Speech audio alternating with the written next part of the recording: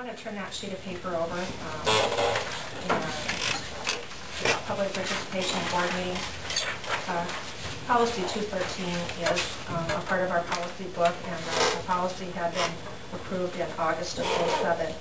And Doug sent me a copy of the policy, just thinking about the board meeting in March and public being at the meeting and allowing public to speak, and then looking at those two lines that have strikeouts, wondering if we shouldn't consider striking those lines out and taking public participation. So down at the bottom of the policy, about the bottom fourth of the page, Doug's comment is suggesting that the language of the strikeout added in the above policy be eliminated from the policy. He'd also like the posted agendas to say the public is welcome to make comments on agenda items during the board meeting. A suggestion I might have in a district that I worked at before I came to these districts, we had a sheet of paper posted on the counter when people walked in, and everybody signed in. So every meeting there was a sign-up sheet. It didn't matter if it was staff, whoever it was, everybody signed in. And when the meeting was called to order, I want to look at my agenda here, make sure I say this in the right spot. When the meeting was called to order, right after the call to order and the welcome, the board president addressed the audience and asked if anyone in the audience had any agenda item they'd like to address. And so then they just said at that time, well, I'm here to address 6D. And the board president knew why they were there and what topic they were talking about. If they wanted to add to the board agenda, there was a 24-hour policy, so that they needed to notify the business office 24 hours in advance that they'd like to be on the agenda. But for existing items, they simply just needed to say, I'm here to talk about X or whatever. Sometimes they were there to listen and had no comments.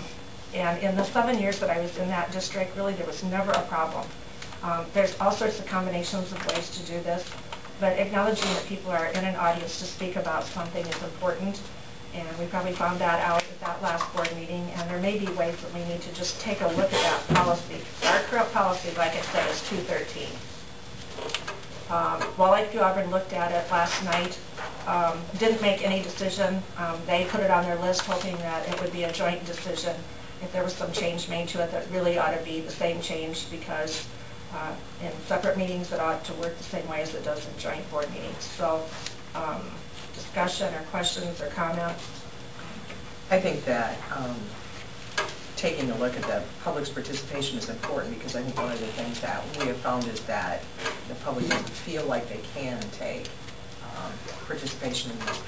At all the public meetings that I go to, they can ask you if there's something that you want to address on the agenda. But if I have something that comes up in a discussion, when you finally get to that item, you should be able to do that. I think part of the core curriculum is community, and I think we need to do a better job of letting them be a part of this somehow. I mean, if they're here, they have a concern, we need to hear them out. So. And really, all we want is for that to happen in an orderly way. Right. The sign-in sheet's good because sometimes there's some follow-up you need to do with somebody, and at least you've got names if you ever need them. I don't even know what the superintendent ever did with those names, and frankly, when I was the superintendent there, I don't know what the board secretary did with them now that I think about it. And we had a few board meetings that had high attendance and were the hot topics. We had some student discipline, student conduct issues that we had a huge crowd for. We had to move a board meeting. But everybody signed in, and the board president again addressed the audience, asked what they were there to speak to. At that particular meeting, there was just sort of an arbitrary decision made about there would be an X number of minutes for people to speak, 3 to 5 minutes or something like that, and stayed pretty close to that. But it kept it orderly, making people were able to participate. But if someone wanted to add to the agenda, they couldn't just come to the meeting thinking, right, there's the place where I'm going to add this, when the board's not prepared to deal with it. So, yeah. If they're here and they suffer through these lengthy meetings, they probably have something to say on a particular subject. Yeah. So. Yeah. I would hate to limit a person that has come to a board meeting and wants to talk about a particular agenda item, limit them only to that agenda item, though. If during the course of the meeting they have something else that they would like to talk about during the discussion, I think the important thing is that we have some organization, and I think as long as we recognize them and they ask to be recognized, instead of just you know, we don't want to get to a point where everyone out there is talking all at the same time. I think it's important that the board president recognizes the person that talk and they talk at that time, instead of some board meetings you go to, they get out of control. But my thought is yeah, I'm here to talk about 2009-10 calendar, and I indicate that I'd like to talk to that, but maybe we start talking about the Twin Lakes Conference, and maybe I want to talk a little bit about that too. Is there any reason why we would want to prohibit that person from talking about that? Because they haven't indicated when they signed in that they wanted to talk about it. And our agenda isn't itemized. I mean, this isn't necessarily on our agenda, so I wouldn't know that that is something that I might want to speak about. So unless we itemize our agenda even more, you know, to help them. I just think it's important that the community be able to take part. I mean, I do this constantly, council meetings and whatever, so I never know what's going to move me that night, wherever I am. I think that this is the policy, that it should happen within. So I think we've identified the right policy to take a look at. And I guess my suggestion would be that you look at what Doug suggested, and if those notes on the bottom wouldn't be on the policy, you can add other things to it, you can delete. And I actually have it written down for the May board meeting, for both boards to talk about.